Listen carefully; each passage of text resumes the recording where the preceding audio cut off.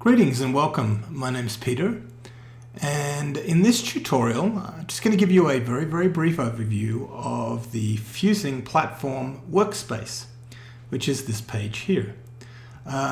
So when you log into the Fusing platform, you'll be presented with this setup here, and you'll be initially placed onto the Flows panel. So every time you click on one of these links here or one of these buttons, the panel here will change.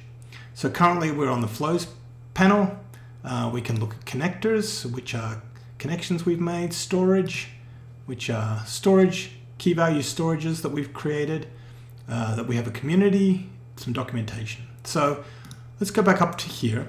So initially at the top here is the team selector. So if you had multiple teams, or if you were a member of multiple teams, then you can select the team that you want to participate in from here.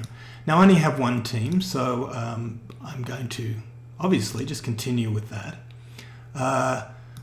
Again, the Flows panel is going to give you a list of workflows that we've developed. So as you can see here, I've got about 6 of them, and you get the flow name, and then it gives you a list of the blocks that we've incorporated into our particular workflow, and then there are some actions. So we can edit our flow or we can delete it.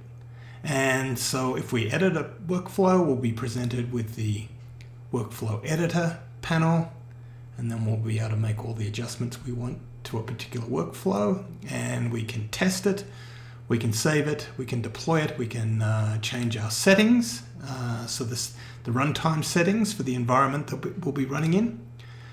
So anyway, that's the Flows workspace panel.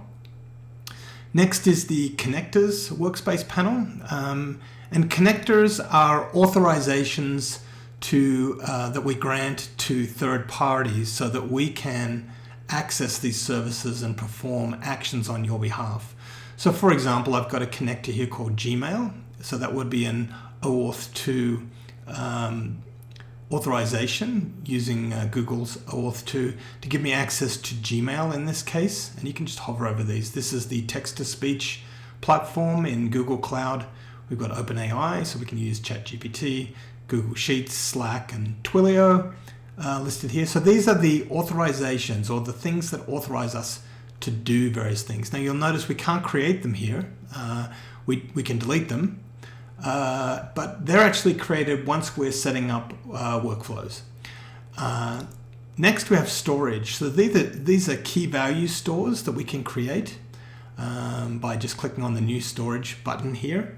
So in order to get a sense of state between workflows, we can create storage and then store values there, so that in between workflows we can tell what's happened perhaps, or we can count things or store maximum and minimal values, or anything we like really that is JSON serializable. So next I will look at the in the workflow panel, we're going to take a look at creating a new connector.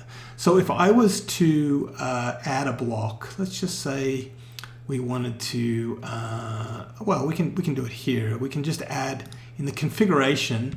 I'm using my Gmail connector right now, but if I wanted to create a new connector and use something else, let's just say we were looking at someone else's Gmail account, I could call this one Gmail 2, for example, and then the requirements for this is OAuth 2, so it's pretty simple. When I click here, I'm going to get the Google OAuth 2 flow, and I can select which account I want to grant permission to. So let's just grant it to Peter at Fusing with a Z here, and then, as is typical of Google's OAuth 2 flows, it tells me what I'm allowing access to, so I'll allow access to that, and then essentially we're going to be using this Gmail 2 connector to send this email.